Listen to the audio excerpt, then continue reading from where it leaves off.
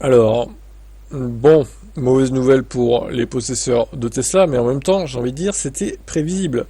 Pourquoi c'était prévisible? Parce qu'elles se font dégrader de plus en plus, ces voitures. Les coûts d'assurance vont exploser. Et là, l'article confirme. Il y a quelques mois, le Lynx comparateur en ligne avait alerté sur une flambée des prix de l'assurance auto en 2024, avec carrément une hausse moyenne de 16% avec le mois de décembre 2023 et le mois d'août 2024. Entre les mois de décembre, pardon, et le mois d'août.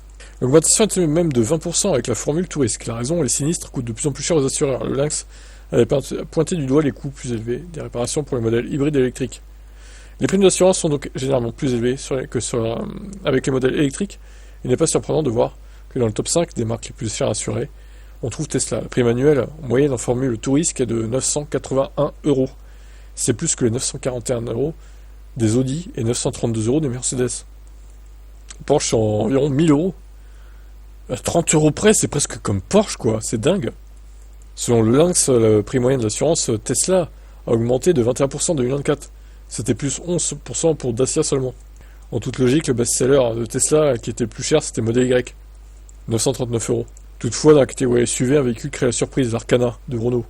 977 euros. Outre la présence de son capot, sous son capot d'une motorisation hybride, l'Arcana fait partie de ces véhicules qui se volent beaucoup pour faire des pièces détachées ou être vendus entiers à l'étranger. Bon, le prix de l'assurance du modèle Y est donc porté par les coûts de réparation, il y a bien sûr l'impact de la batterie, mais ce véhicule est surtout fabriqué avec du gigacasting, sa structure est constituée de très grandes pièces, ça impose parfois de changer des bouts énormes de l'auto en cas d'accident. Et donc c'est plus cher. Et ils n'ont pas parlé de ça, mais les dégradations, en tout cas, voilà, qui vont avoir lieu maintenant sur les Tesla à cause de Musk, ça va peser dans la balance, hein, ça j'en suis convaincu aussi. Hein. Ça pourrait bien flamber, on en reparlera l'année prochaine des prix, mais à mon avis ça va flamber en 2025 aussi, le prix des Tesla. Plus que pour les autres EV. Oh, on en reparlera.